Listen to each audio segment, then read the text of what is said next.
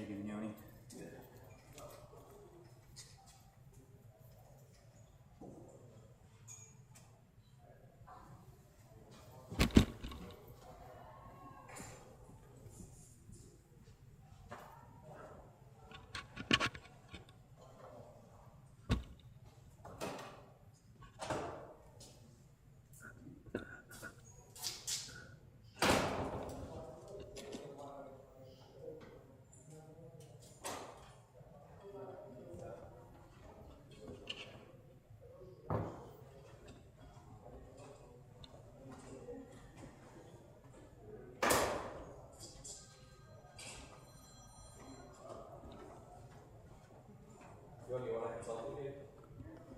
On what?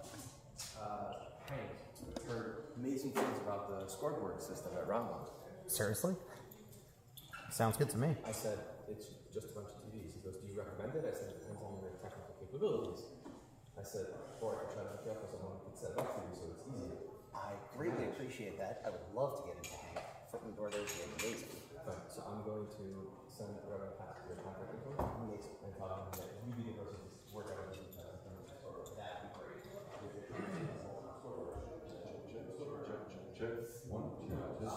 One, two. Test, test, test. 1, 2. Check. Testing 1, 2. 1, 2. Test, test. 1, 2.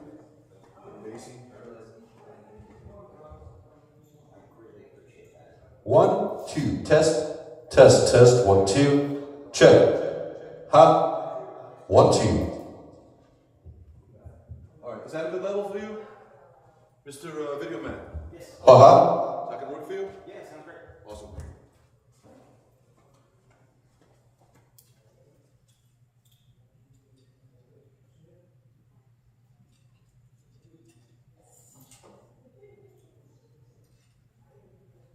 Now we can only get Rabbi Friedman to stay near the microphone.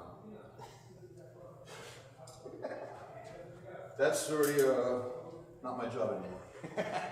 Well, I'm declaring it not my job either. Speech mic. Speech mic. I think it should be part of any rabbinical ordination, is microphone technique. I think this mic stand is shot. I think I'm gonna bring my own mic stand. Check, check. 1, 2. Ha ha.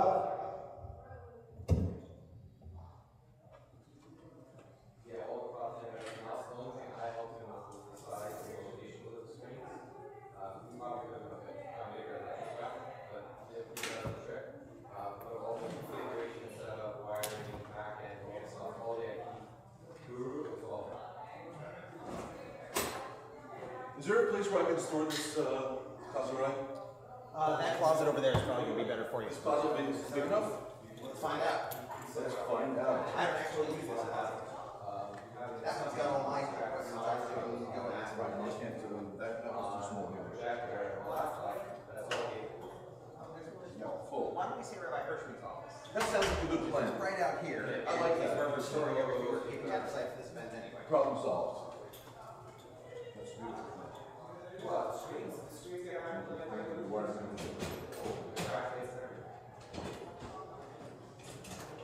Which way? Out these doors? Out these doors, and then he's the first office on the left. Over here? Not the exit?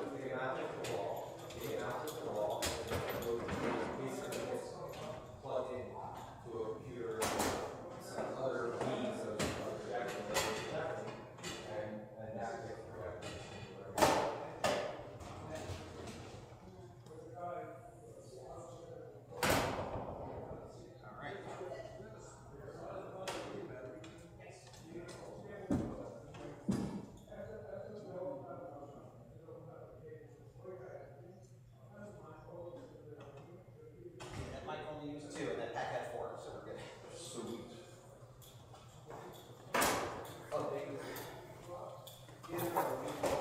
Excellent. I just need one. These TVs up on him. They're supposed to be looping.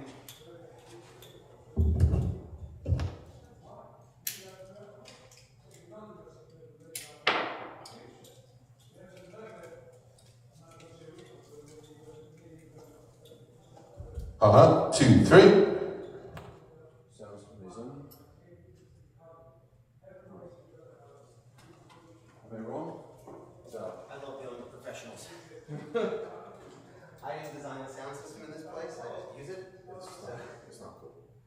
It's good for purposes of a school auditorium. For assemblies, it's good. For things donors are going to show up. Right, you could hear and be understood, Yeah. but it's far from professional. Right. From my perspective, it works great because I am only responsible for making sure they can be heard and making sure that people who see the live stream or recording afterwards can hear it. Right. And so for me, this is like, I mean, aside from the placement of the electrical outlets, which I hate, it's just about perfect. Isn't it great when you make an entire new building and it's a bit? There were a lot of problems specifically with electrical and low voltage in this building. Yeah. Those are the two contractors that I most like. Especially the low voltage guys that never work. I'm doing my house right now, so I sympathize. Sometimes just stupid things happen, and once it happens, it's nothing you can do about it. Yeah.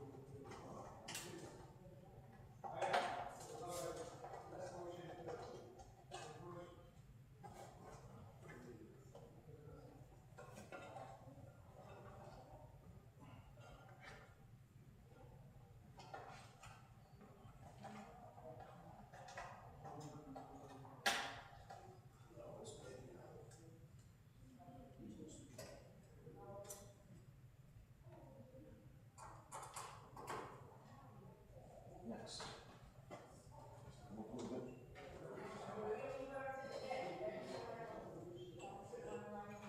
It's refreshing people know what they're doing, right? I really do enjoy it.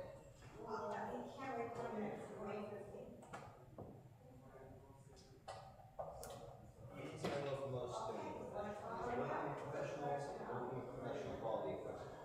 Yeah. Which is, yeah, let me just squeeze in there for a second.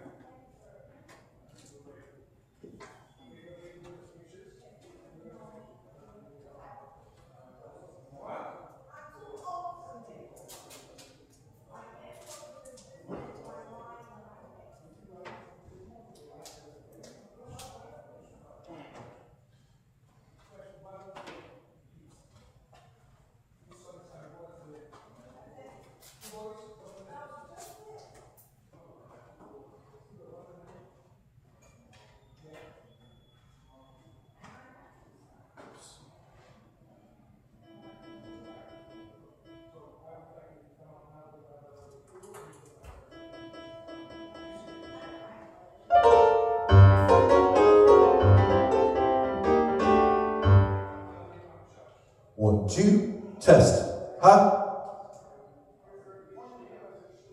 1, 2. Check. 1, 2.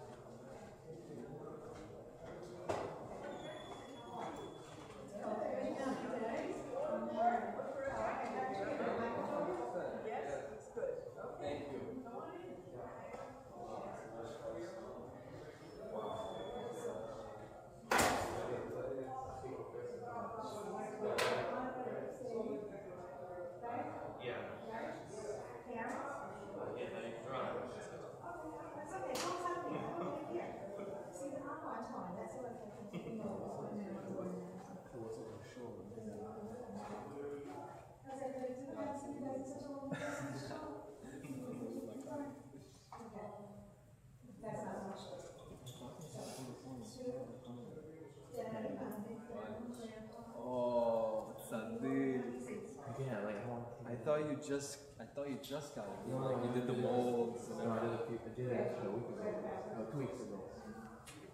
It's painful as hell. I'll be honest. Why? I don't know. In the beginning, in the morning. In the morning. This is my first plate, so the second plate, every time you switch a plate, it's gonna hurt.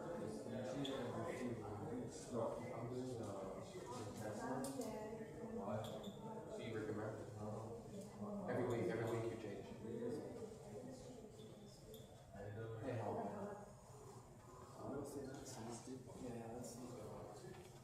You want to say hi to resistance?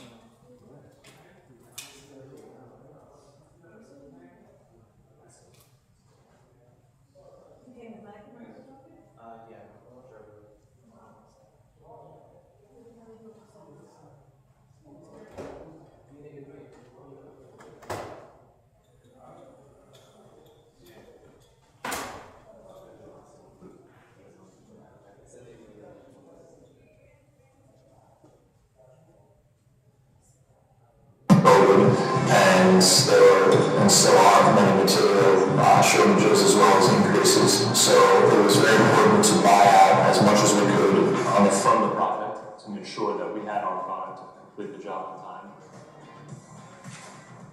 We have to be very aggressive with our schedule. We're pushing to get things done and get contracts locked in. Pushing everyone, contacting the client to make decisions as soon as it's possible.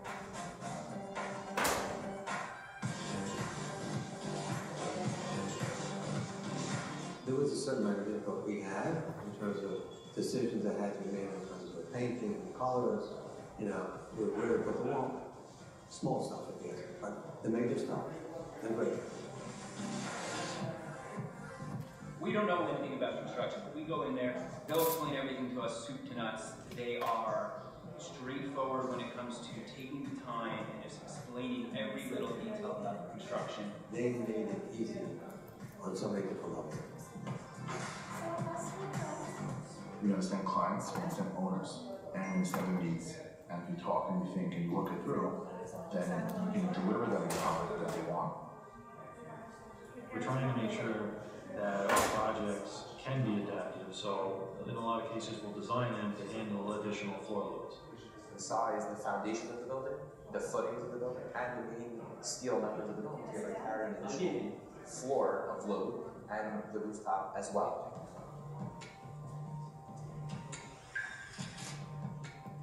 We designed the HVAC system based on their needs. Do you need every classroom to have its own temperature zone? Or is it okay that the classrooms all along the same side of the hallway, they get the same sun exposure and the same heat load from the roof can be set to one temperature? It just is what it is. Because that's a good savings.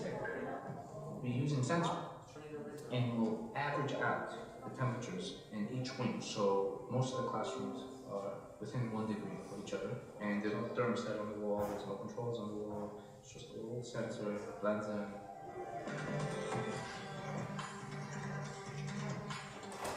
With the ever-evolving world of education and different changes that have been coming along the way, giving them the greatest degree of flexibility with the least amount of complexity to achieve that flexibility really was the right solution for them.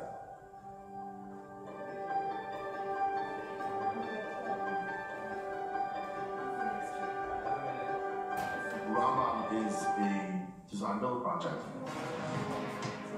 Rambam is one of those things where a bunch of different trades come together and they create something out of nothing.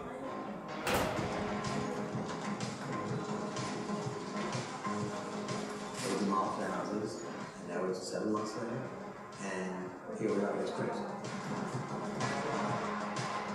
People just see like drawings and room labels and goes, oh, this sounds good.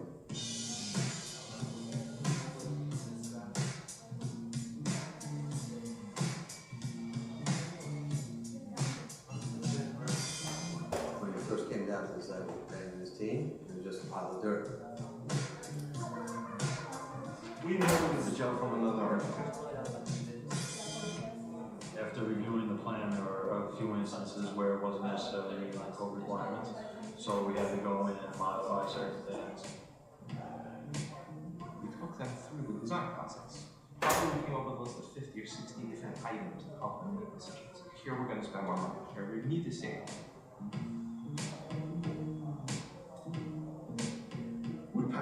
stuff in that rectangle, every inch is accounted for. You don't have an extra foot to say, oh, that's wasted space. The stairs are tight. They go all over the restrooms. The elevator has the stair around it. The entrance is right by the front door. The offices, the admin, everything is tight.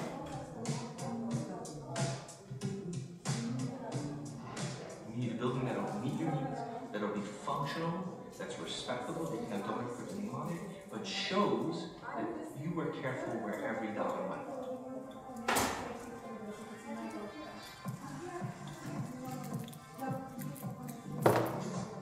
This particular project was on the tail end of COVID, and there were, and still are, many material shortages as well as increases. So it was very important to buy out as much as we could on the front of the project to make sure that we had our product to complete the job on time. We have to be very aggressive with our schedule. We're pushing to get things done and get contracts locked in. Pushing everyone, sometimes even the client, to make decisions as soon as it's possible.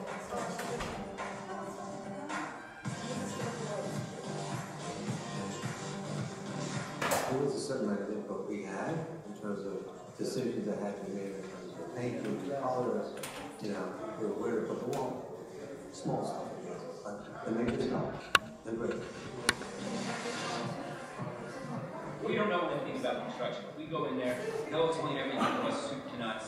They are straightforward when it comes to taking the time and just explaining every little detail about the construction.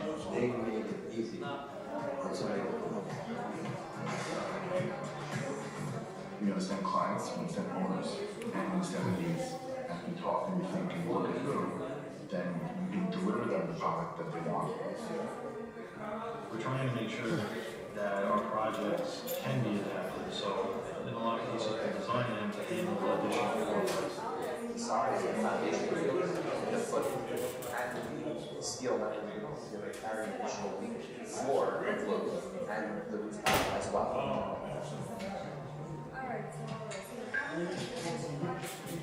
We designed the HVAC system based on their need.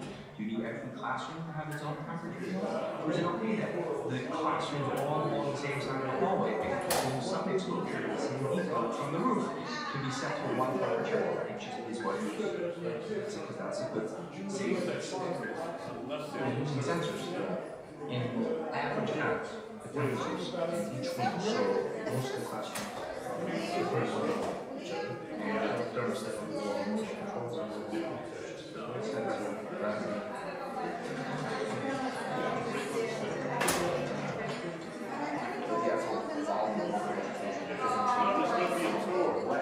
Giving them the greatest degree of flexibility, the least amount of complexity to achieve that flexibility really was the right solution for that.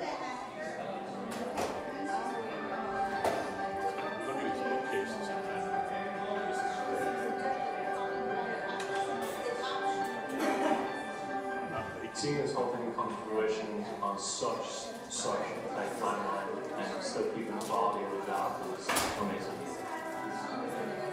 Everything's been a coordinated question of 1,000 different elements, all carefully questioning together, arrive at the destination at the right time. Our clients are the best ones that you can only imagine, and when you see how happy they are, it's really rewarding. Anytime you finish the facility starts to function. When you actually see what we're doing on the back end when it comes to fruition, it's amazing. It's fulfilling. It's gone better than I could ever have. Being there the entire time from the second that we put a shovel in the ground to when the student walks in this door, very excited to use this door, very excited, humbling experience.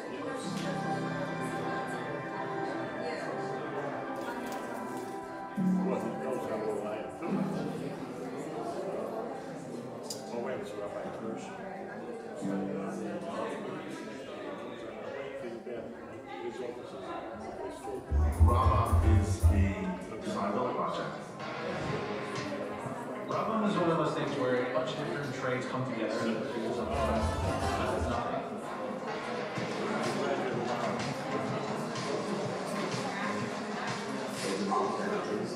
Now it's 7 months later, and here we are. crazy. Oh, it sounds good.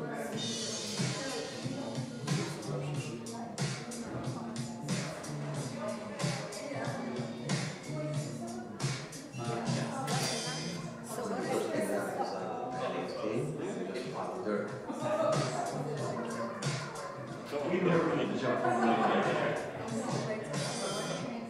after reviewing the plan, there were a few instances where it wasn't necessarily meeting the code requirements, so we had to go in and modify certain things. Design process. Probably came up with those 50 or 60 different items to probably make decisions. Here we're going to spend more money. Here we need to save. We packed a lot of stuff in that rectangle. Every inch is accounted for.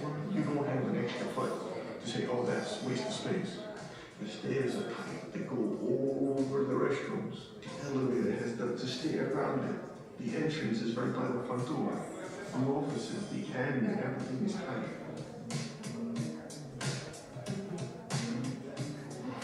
We need a building that'll meet your needs, that'll be functional, that's respectable, you can have donor put your name on it, but shows that you were careful where every dollar went.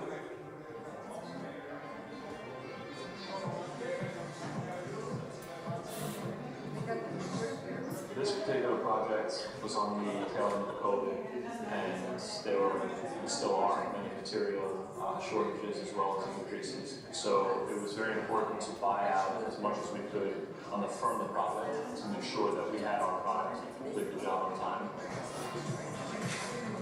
We had to be very aggressive with our schedule. We're pushing to get things started, get contracts out there. Pushing everyone contacting the client to make decisions as soon as possible.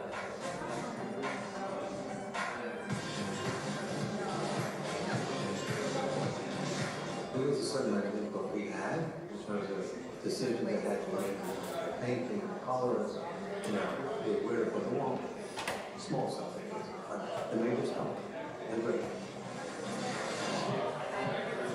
We don't know anything about construction. We go in there, they'll explain everything to us soup to nuts. They are straightforward when it comes to taking the time and just explaining every little detail about the construction. They made it easy for somebody to work. We understand clients, we understand owners, and we understand their needs. And we talk and think and work it through, then we can deliver them the product that they want. We're trying to make sure that our projects can be adaptive, so in a lot of cases we'll design them to handle additional floor loads.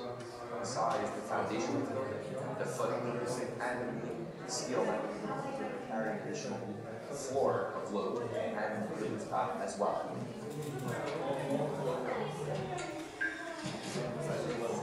We designed the HVAC system based on their needs. We have the classroom levels on the or is it okay that the classroom all along the same side of the hallway, they can have the same sun exposure and the same heat load from the roof can be set for one temperature, which is what it is. Because that's a good savings. We're using sensors and we'll average out the temperatures in each wing, so most of the classrooms are within 1 degree of each other. And the thermostat on the wall is controls of the sensor rather than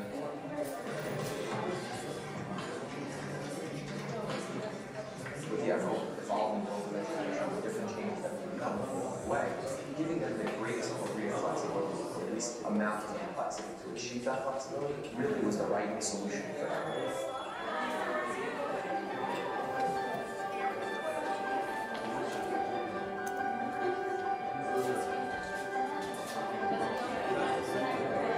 Seeing this whole thing come to fruition on such tight timeline and still keeping the quality of the job is amazing. Everything within a coordinated rush, 1,000 different elements, all carefully pushing them together, arrive at the destination at the right time. Our client is the best one that you can only imagine, and when you see how heavy they are,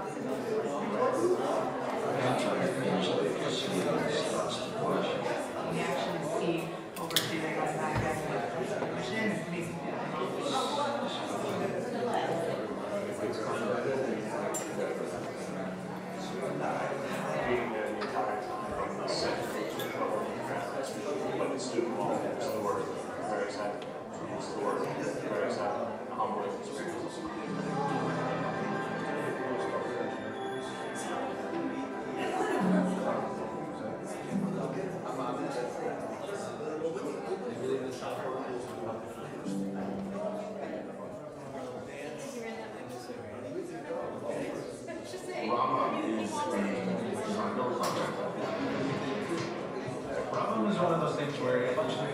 trades come together and they create something out of nothing.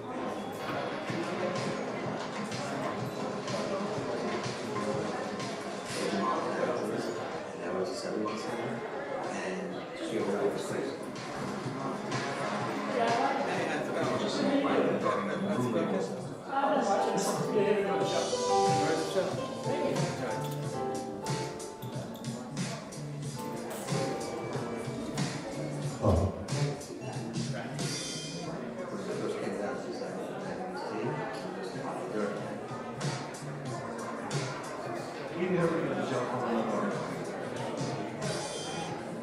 After reviewing the plan, there were a few instances where it wasn't necessarily meeting the code requirements. So we had to go in and modify certain things.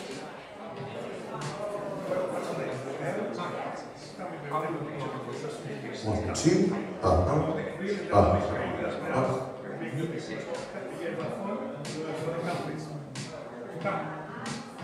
We took a lot of stuff in that rectangle. Every inch is a canvas.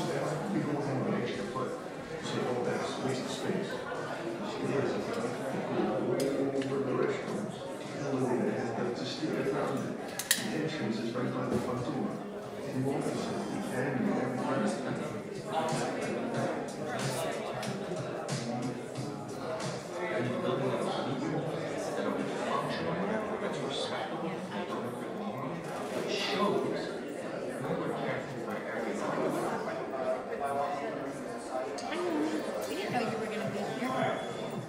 But nice.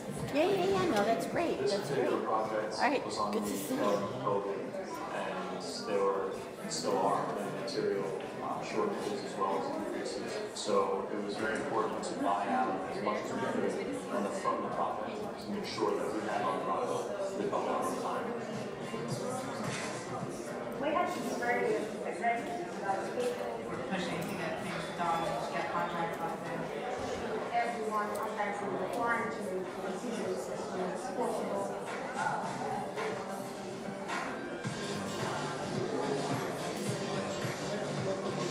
There was a certain amount of what we had in terms of decisions that had to be made. Painting, colors, where to put the walls.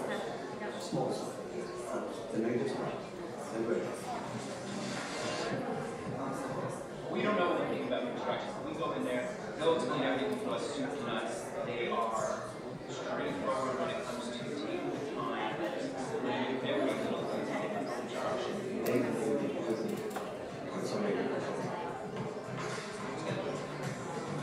You understand clients and understand owners and understand their needs. And you talk and think and work it through, then you can deliver them the product that they want. We're trying to make sure that our projects can be adapted, so in a lot of cases, we design them to handle additional floor plans. Size, the foundation of the building, the footing of the building, and the steel that we need to carry an additional floor of load and the rooftop as well.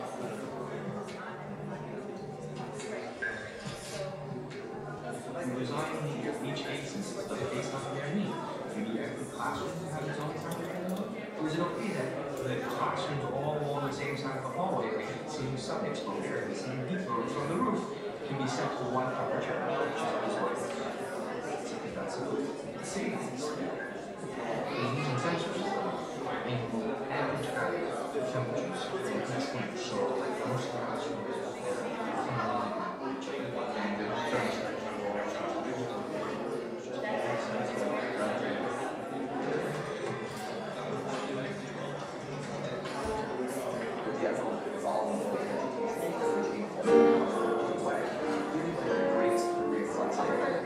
amount of that flexibility to achieve that flexibility really was the right solution for that.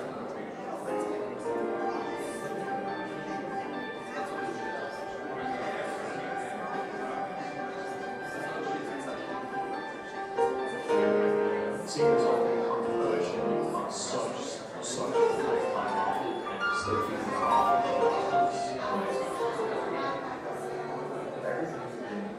And coordinated questions. 1,000 different elements, all carefully pushing them together, arrive at the destination at the right time. Our client, one of the best lines that we can only imagine, and when you see how happy they are, it's really rewarding. Anytime you finish there, just so it starts to finish. We actually see what we're doing on the back end, like with the cushion, and it makes a big difference.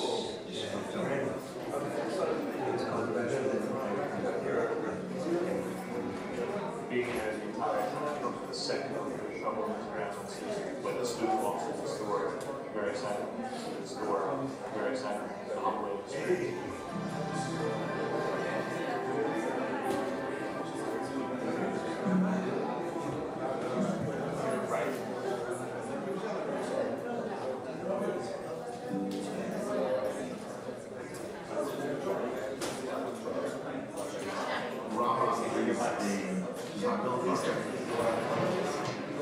Problem is one of those things where a bunch of different trades come together.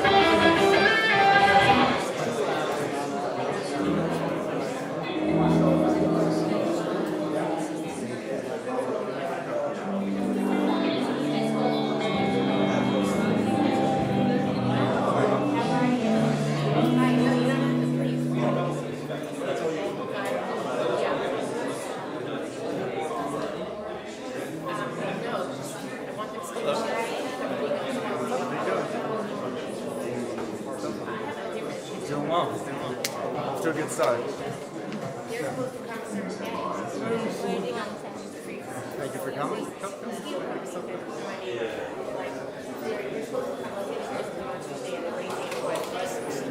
It's not my first time doing events with you already. Oh, you have.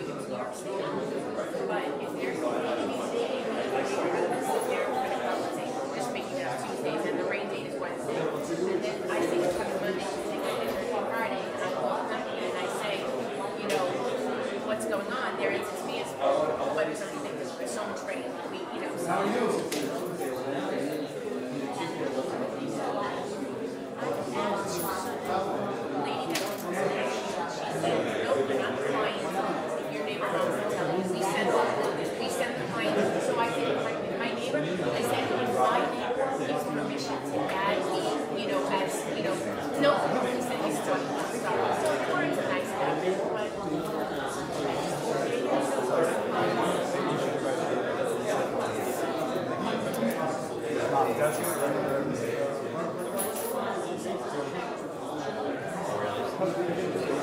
now?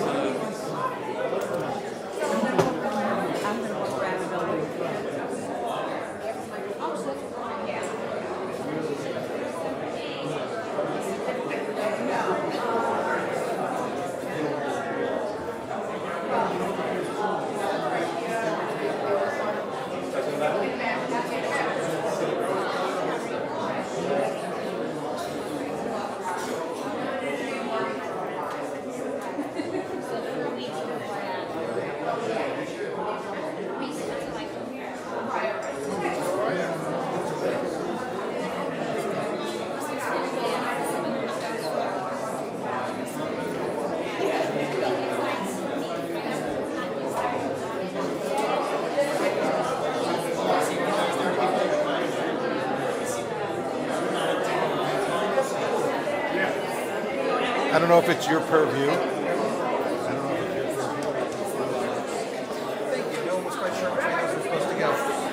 It goes by the speaker's right.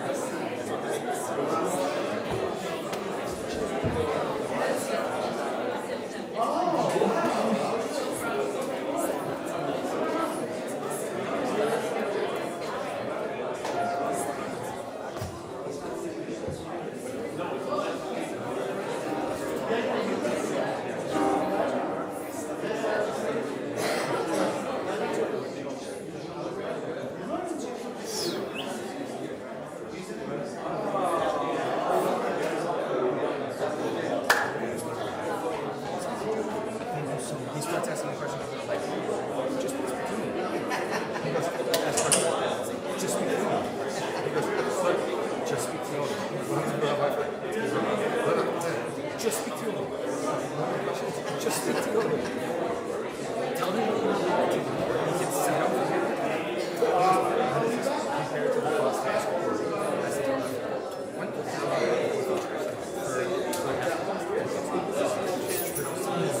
Including Yoda's time.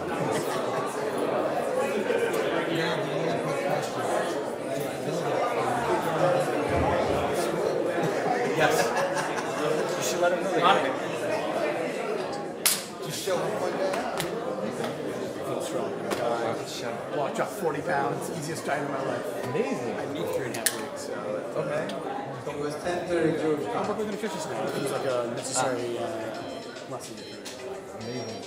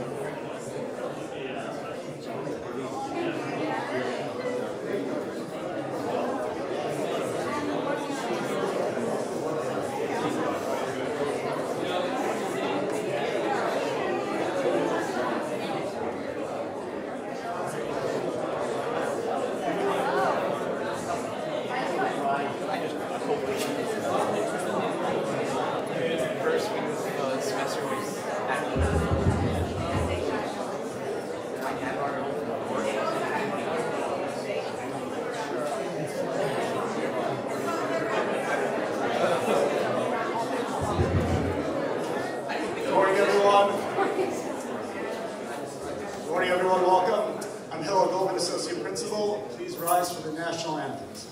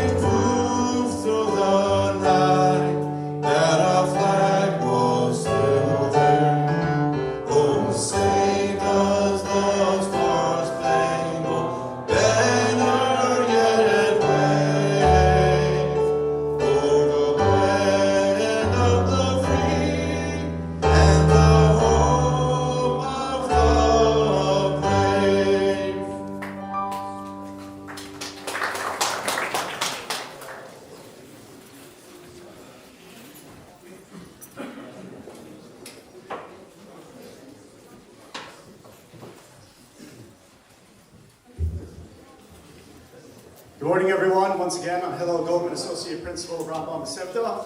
I'd like to welcome everyone to Rambam Masifta's Chanukat Habayit building dedication. Thank you for coming.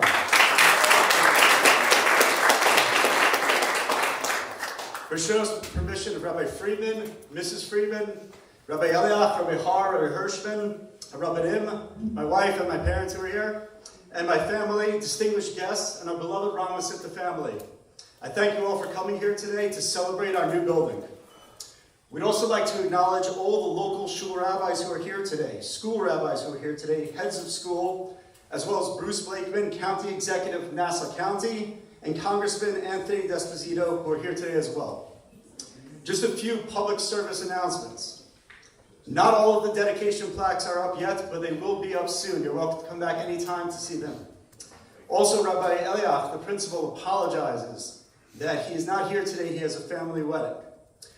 At the conclusion of the ceremony today, we're going to have a Knesset Sefer Torah. Everyone's welcome to stay and dance. After that, there will be some optional tours of the building, as well as refreshments downstairs. So a few years ago, I was at an educational conference filled with principals and teachers. We were all at different stages in our careers, coming from various backgrounds. And we were tasked by a guest speaker to answer the following question, or to fill in the blank, if you will. A school belongs to, and then fill in the blank. Now, some of the groups said the school belonged to the founders. After all, they started the school, and it wouldn't exist without them. One principal said that it belonged to the board, which was actually really smart of him, because one of the board members was there at the conference. And others offered that it belonged to the principal, the administration, the school leadership. And some felt that the school was really the parents' possession, as they were the primary stakeholders.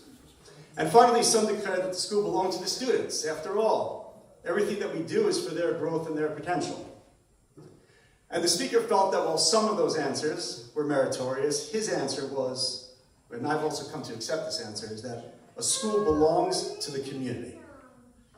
A school exists in a type of limbo that defies time.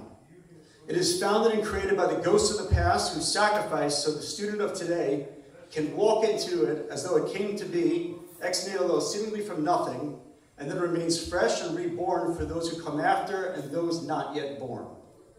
This attitude instills in a student an appreciation for the people who built it, who cleared the forest and put up the walls. As it says in the Talmud and the Gemara, Yevamos, had I not lifted the shard, would you have found the pearl beneath it? It makes that student see beyond himself and to the students who come after, and warrants him to keep lifting the shards for himself and for the coming generations. A school belongs to the community, is a community, shapes a community, and serves the community. This is the reason why the Chanukat Habayit today is a community event, and representatives and guests from the surrounding area are here. Because our home is your home. Because the values of Rambam Masifta, Torah, Midos, and excellence, a commitment to chesed, community service, personal responsibility, and activism flow beyond the walls of this building and extend into your homes as well. Our new home stands as a symbol of our values, a place where Torah and engagement with the world come together. In the spirit of our school's namesake, the Rambam, whose teachings emphasize both Torah study and a mission and encounter with the world, we are forging a new path that unites these principles. As we look around this beautiful space, and it really is, especially the shul where we are right now, a special shout out to Mrs. Freeman for every detail of this room.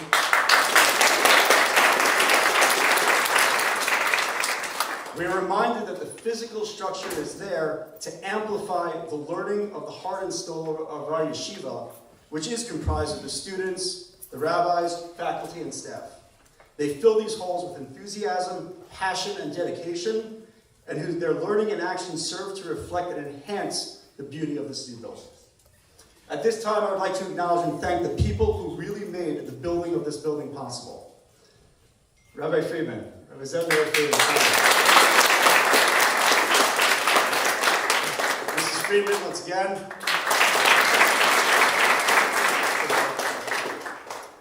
Rabbi Avi Hirschman.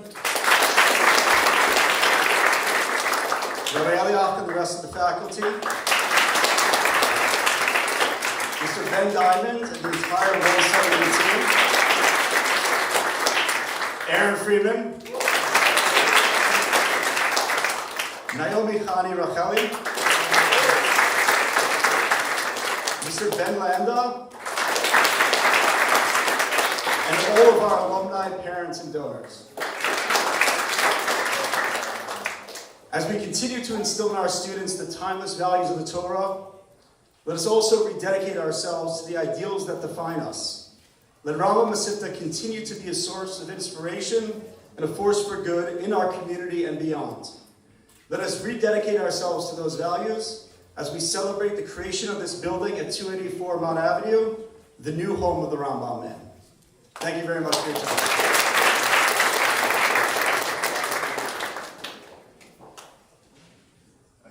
Once again, I'd like to acknowledge Congressman Anthony D'Esposito. He's going to share a few words with us. Thank you very much.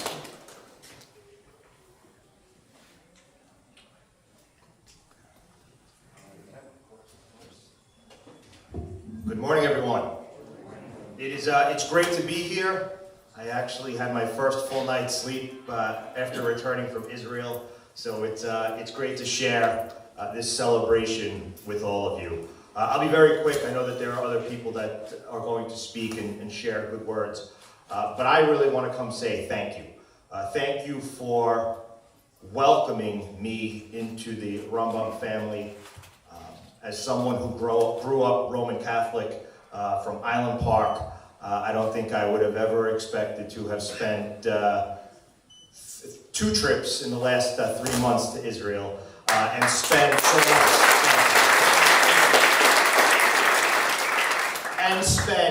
and get to learn so much about your culture, your traditions, and what's so important to you. I just want to share 2 things that I think are very important for the last time that I've spoken to many of you. Back in May, I took a bipartisan congressional delegation trip with Speaker McCarthy to Israel, where we, for the first time in about 30 years, the Speaker of the House addressed the Knesset.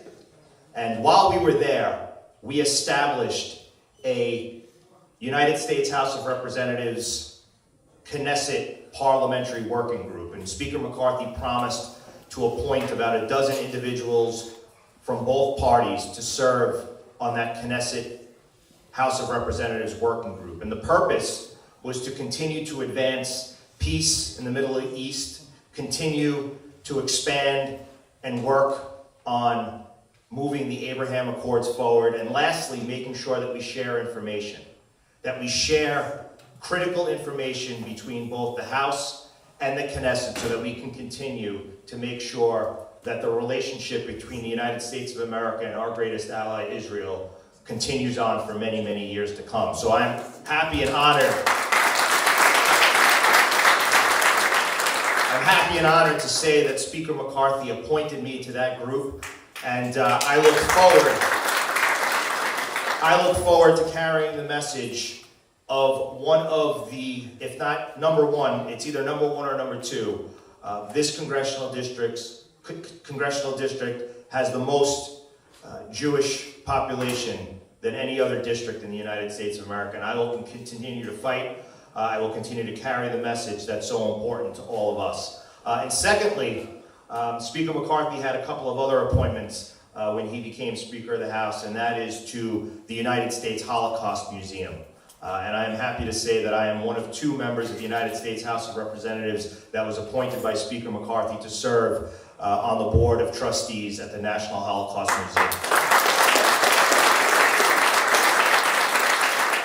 So today we're here to celebrate the future of Rambam and the educational institution that it is. And I want you to know that you have someone here with their boots on the ground that will continue fighting each and every day for the best interest not only of this educational institution, but for Jewish Americans, for the relationship between the United States of America and Israel, and for everything that matters to all of us in this room. I want to thank you again for allowing me to be a part of your family. Rabbi Friedman, thank you so much for your friendship, for your support, and for welcoming me again into this beautiful family. I have a citation on behalf of the United States House of Representatives, and I also have a flag for you that I flew over the United States Capitol building in recognition of today's celebration. So thank you all very much.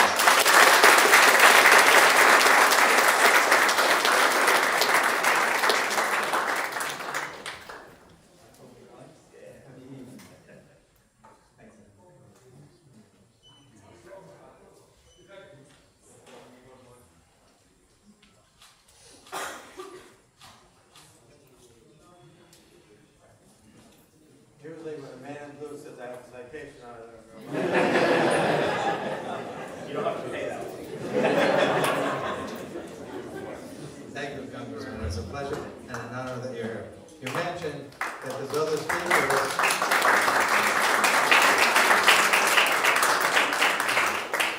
You mentioned there's other speakers after you, but I didn't get 100,000 plus votes.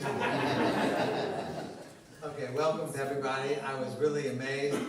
Wow, the community is growing. There are 3 or 4 different events, many different events, and there's an Hafnosa Sefer Torah not just here, but also down the block. I think there's 3 special Hafnosa Sefer Torah, so it really is testimony to this event that continues to grow and expand. By the way, if you like the chandeliers, then they're covered, they're in quarters. Thank my wife.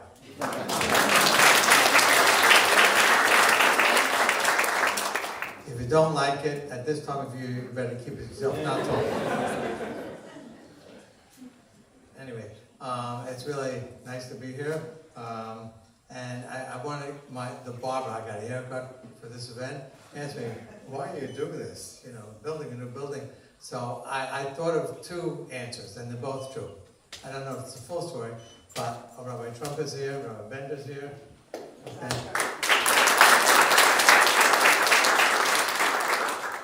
When I think of my parents, Aleim Shalom, that both were in concentration camp, and it's part of the legacy, I guess, to perpetuate Judaism, and that's our obligation. Oh, there was a shofar here? Oh, okay.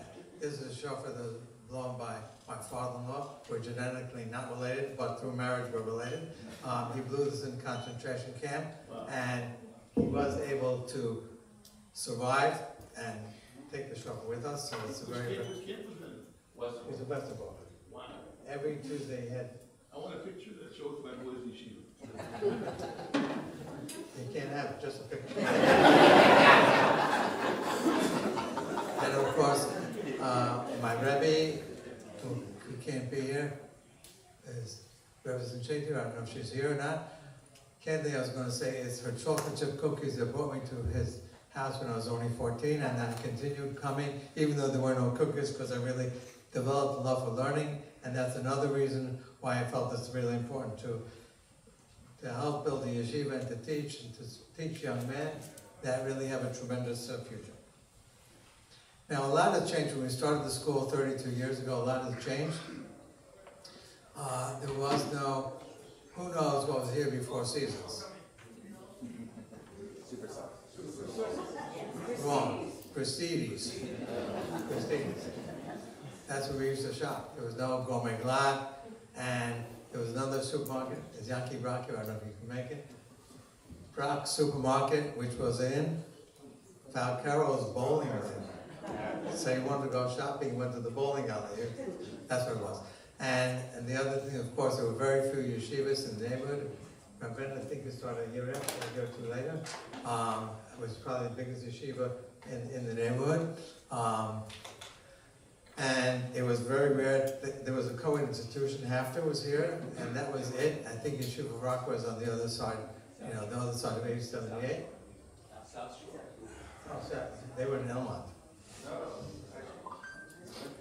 1992, I think, Elmont. Anyway, so it was quite a battle. Mr. Bruce Blakeman, County Executive.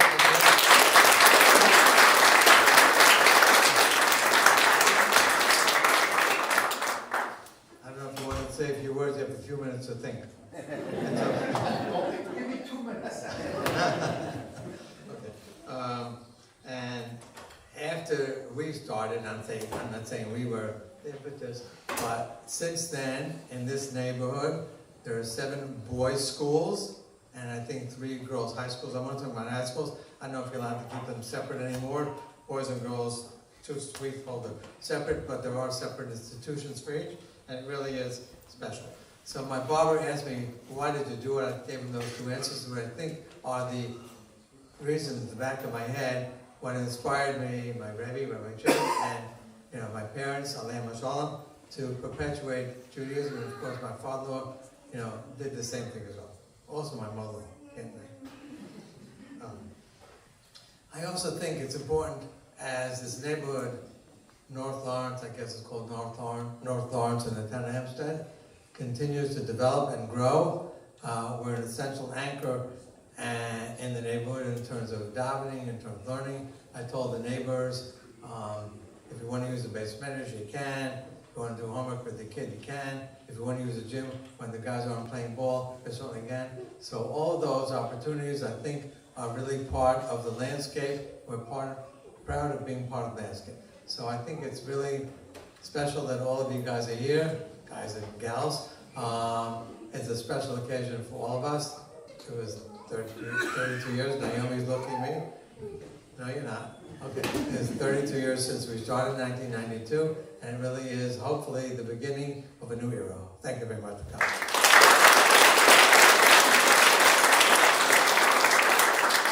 And now, Bruce Blakeman, is that enough time? That's enough time.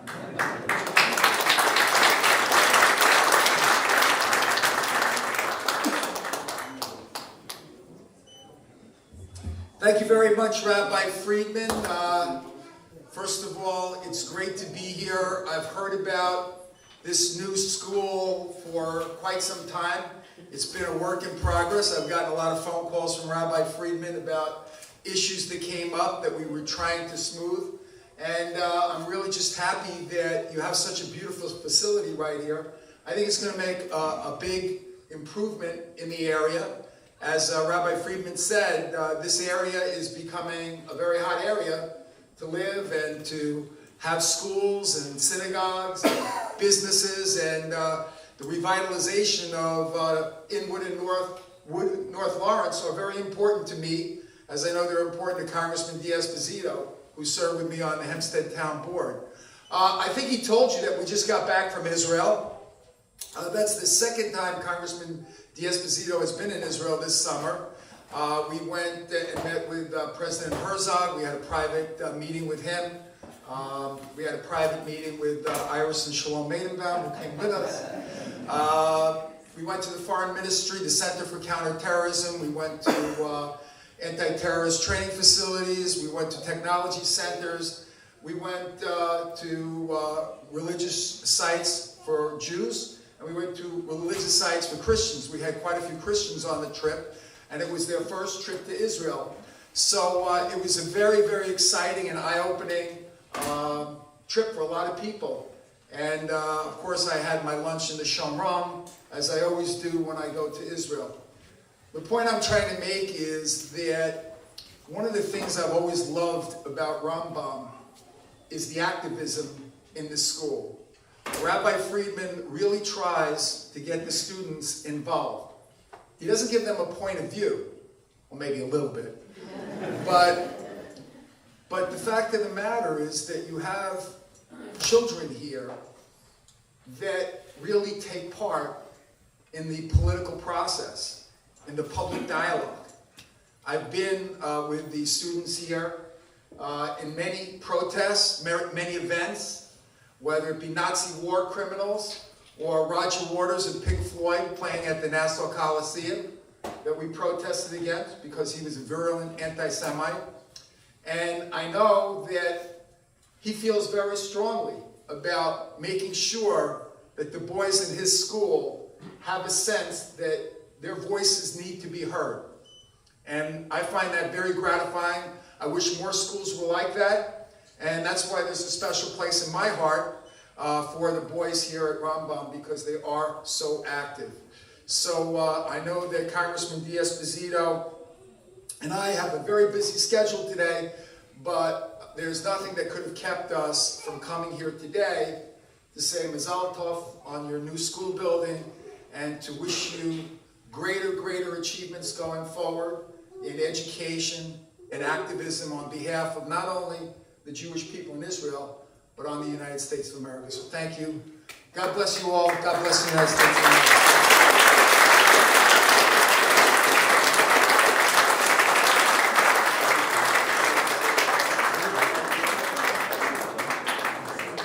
By the way, I know everyone has a busy schedule, so if you have to go out, you can just go. If you have to go, don't feel you have to stay. I guess they listen.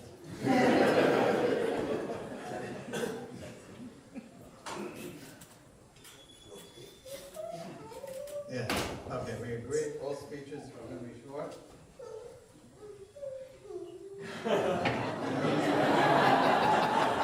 I want to introduce a friend, the president of the yeshiva, Rabbi Dr. Zev Yisroel, who's been here since the beginning. We've got about 2 minutes.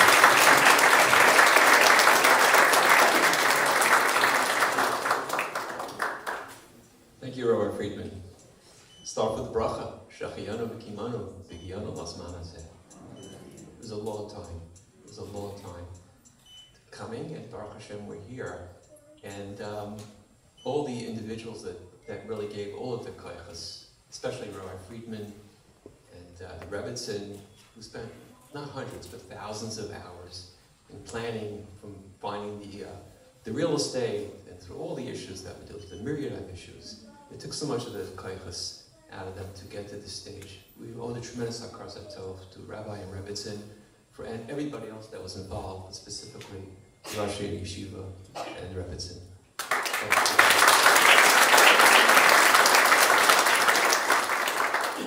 I just wrote my little speech on a little crumbled piece of paper.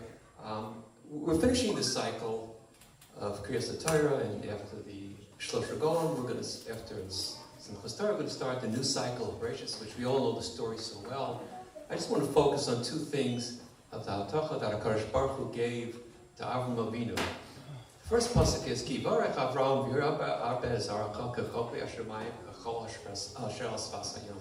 HaKadosh Baruch Hu gave Haftacha to Avram Avinu that your children are going to be like the stars and they're going to be like the sand. Why were those two things chosen? There's so many things in the world. There's trees, there's grass, there's animals, there's fish. What was so unique about the stars and what was so unique about the sand that these two items were chosen as the Haftacha that HaKadosh Baruch Hu gave to Avram Avinu?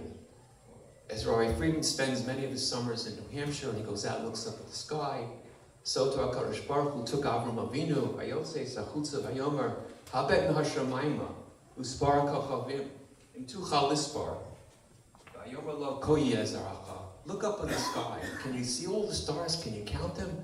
That's going to be your Zaracha. Now, if we look up in the sky, what stars do we see?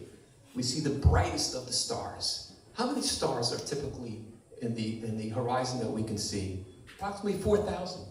2 to 3 to 4,000. How many stars are there in our galaxy? 20 million? 20 billion? 40 billion? So what is the bracha that HaKadosh Baruch Hu is giving to Klal Yisrael? That they're going to be 4,000 stars that you can see out of 20, 40 billion stars. The reality is, if you look at the population of the Jewish nation and the population of the world is 20 billion. Jews are 14 million. We're 0.2% of the population. Is that the bracha? That the stars? But if you look at history, you'll see who are the stars that have shined over history. Who have been the winners of most Nobel Prizes? Who have been the ones in science and art? In every aspect of humanity, it's been Klal Yisrael. Those are the stars that we see. And that is the bracha that HaKadosh Baruch Hu, the Haftacha that he gave to Avram Avinu, that Klal Yisrael are going to be the stars. In the past 32 years of the existence of Rambam Mesivta, the Mesivta has produced the brightest stars. Look at the newest of the pulpit rabbis, of the Rabbanim, of the teachers, of the doctors, of the lawyers, of the computer scientists. Everybody has a history in Rambam Mesivta who has excelled. That is the Haftacha that HaKadosh Baruch Hu was given to Avram Avinu, and on how long Friedman is able to carry out that Haftacha. The second part of the bracha was that we're going to be like the sand. What does it mean to be like the sand? Yes, the sand is numerous, but everybody steps on the sand. What is the sand? So if you go back to the creation, it says, the earth was, the land was, not the land, the earth was so was absolute emptiness, the choshek and dark. And then on the third day, what happens? The seas contract and out comes the land. And the seas constantly try to take over the land. And what stops them from taking over the land is the sand on the ocean. The sand, the coal on the land, that's what stops the oceans, the darkness of the oceans and the emptiness. But sadly, if you look at today's society, the society itself, the world, is total emptiness and darkness. HaKadosh Baruch Hu zach, we're in a cave of Baruch. No, the world knows better. The world knows better than HaKadosh Baruch Hu. And yet, it is Klal Yisrael, it is the sand on the ocean, that has been our goal throughout history. When everybody was doing Avodah Zarah, when everybody was doing paganism, we believe in monotheism. We are the fortress that prevents society. And just like this building itself, the main ingredient of this building is sand, so too, we have built a fortress where we take the young individuals that are finishing 8th grade and come in here. We protect them, we nurture them, we educate them, we grow them, we give them midos, and we prepare them to enter into the world of Tohu Vavohu, to be the leaders of Klal Yisrael. And that is the Haftacha that HaKadosh Baruch Hu gave Rabbeinu, and Yashikach to Rabbi Friedman, Rabbi Yaleach, Rabbi Goldman, Rabbi Hirschman, Rabbi Har, for continuing that Haftacha and making it a reality. In the very near future, we hope this building will be uprooted and we'll be brought over to Eretz HaKadosh, HaTorah, B'vias HaMashiach, B'meir V'yomeinu, Ksiv HaChzim Tov, everybody.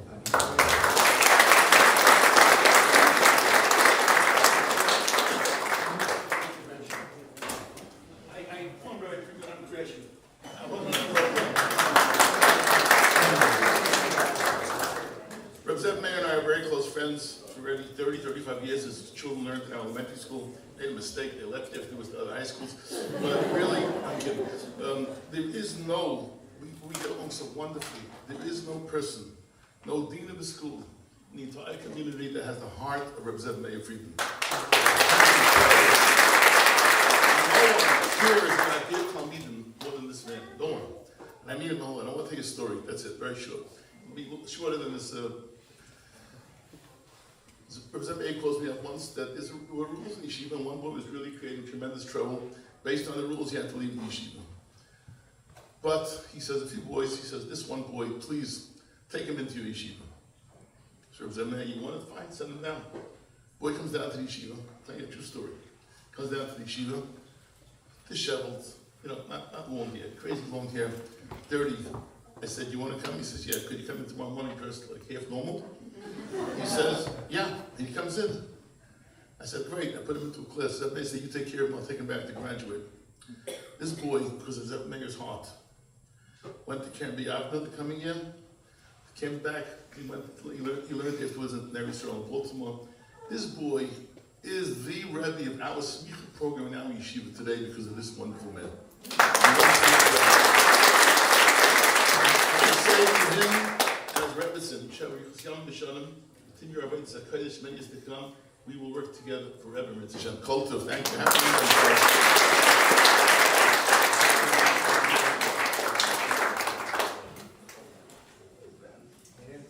He didn't tell you the other part of the story. Rabbi Bender took him in.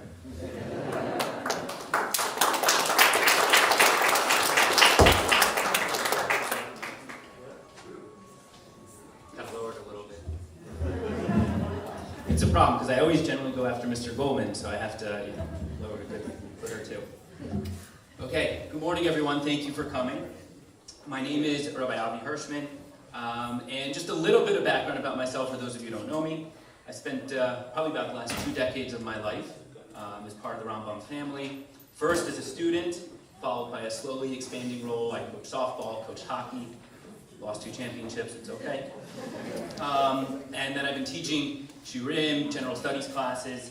I worked on the construction of the new building, and now as the assistant Rosh Masifta here at Rambam Masifta.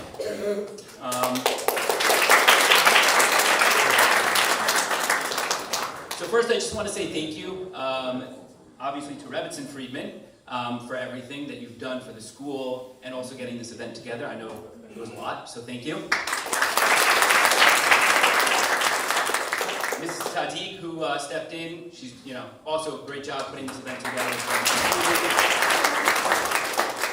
And of course, I don't think I would be in this position today, if it wasn't for the kindness and the love and the total educational process that Rabbi Friedman has allowed me to be a part of.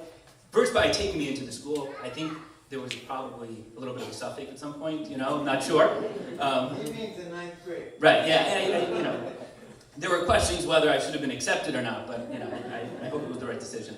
But really, a tremendous hakaras hatov to Rabbi Friedman for everything he's done for me personally and to Rambam Masifta as a whole.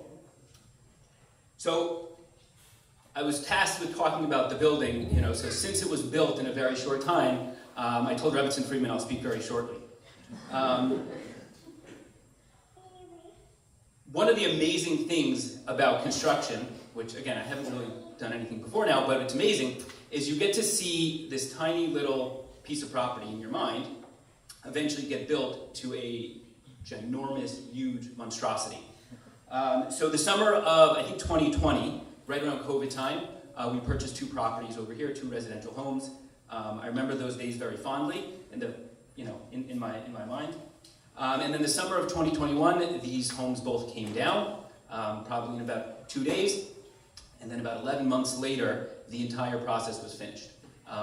The building was done. We had a few sign-offs to do, but the building was done. Everything was ready to go. And Baruch Hashem, we're here today, and it's really been an unbelievable, a perfect symphony of the trades, the contractors, working with 170 Group and Ben Diamond, Rebbetzin Friedman and Rabbi Friedman just making all the decisions throughout the process has really been unbelievable. One of the other things I want to touch on is that this building was built it was designed and built for our needs.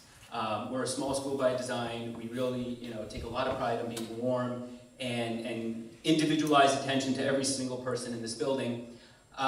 So with that, we designed it in a way that it works for who we are and what we know how to do. We don't have 300 classrooms, we have exactly the right amount of classrooms that we need. We have a beautiful base medrash shul, which you guys are sitting in today. We have a state-of-the-art gym, which you won't hit the ceiling if you take a three-point shot, which is really nice. For some of the guys, I think on the hockey team, it's a little hard because it's a little bigger and they got to run a little bit more, but it's okay. We have 2 labs. We have a bio lab, a chemistry lab. We have also a STEM and robotics lab, which gets used very, very frequently over the course of the day. As a matter of fact, you'll see all the signs on the building, on the inside of the building, the numbers with the braille and all the stuff. That was actually designed and put together by our students in the STEM lab. They did all that. One kid learned building code to figure out how raised the numbers need to be in order to, pass that. So it's really a testament to everything that Rabbi Friedman put together about empowering the students, giving them the ability to be who they want to be, and really, this building is a culmination of all that, but also kind of moving forward, for the next few generations, God willing, of working with those students and helping them become the best people that they could possibly be. So all in all, this is, it's a really wonderful day, really wonderful experience. And it's a building as well that I think all of our current Talmidim, our alumni, our parents, our faculty, the Rebbeim, everybody could be proud of to be in and be proud of to be a part of. So thank you very much for coming today. And I'd like to call up Michael Gordon to share a few words.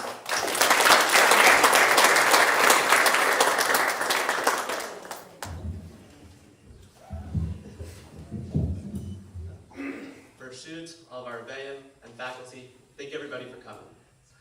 In the Masechtas Megillah, Daf Kaf Tzad Amud Aleph, Rabbi Shir Bar Yochai proclaims, "Come and see how beloved the Jewish people are before Hashem.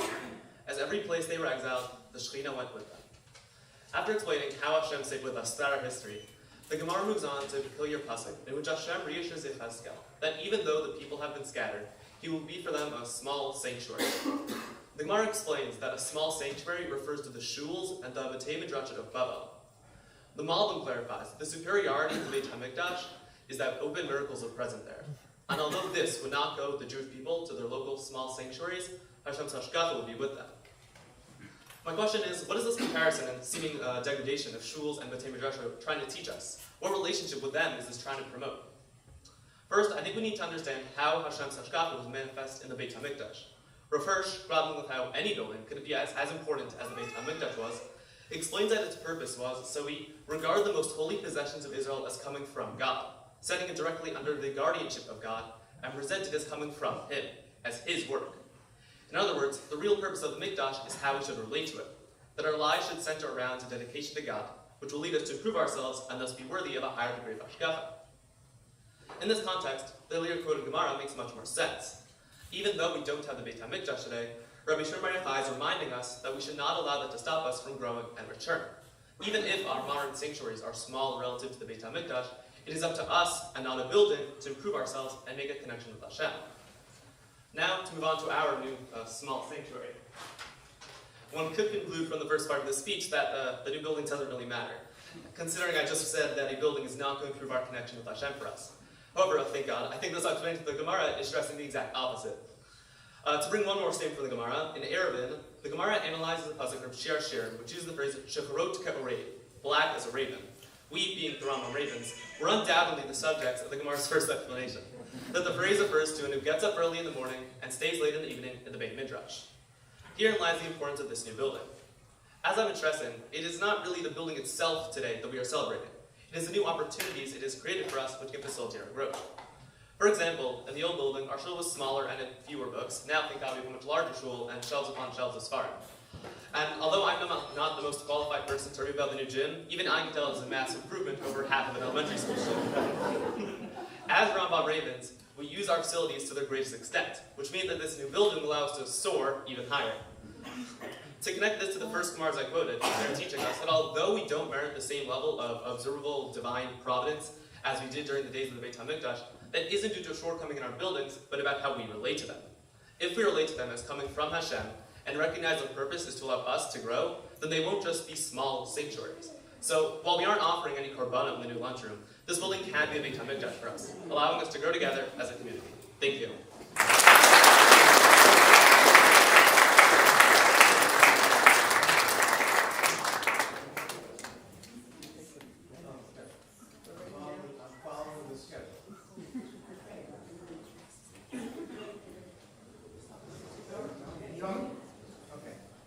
We were fortunate to have, where's Miss Melinda? You want to say a few words? Nothing. No, okay. So Miss Melinda, I first met him, I don't know, 3 or 4 years ago, after a very successful rally. We were able to deport a Nazi that lived in Queens, and he called me up and said, I want to help out. Okay. It was cost $250. He said, I'm coming, I want to give you a check. So it was very meritorious. It was more than $250. I can guarantee that. It was a much larger check, and was very instrumental when we said we want to build this building. He was also always available to help out. And not only that, he said, I'm running a Sefer Torah, and if you'd like it, we could do it the day of the Chanukat Habayit. So Mr. Land and I will step out and bring in the Sefer Torah from the room, and we'll invite those that want to dance, except for dancing, of course, to dance. We'll have to clear the aisle over here, and we'll bring it to their own cars. It won't be that long, but it's very significant. Thank you.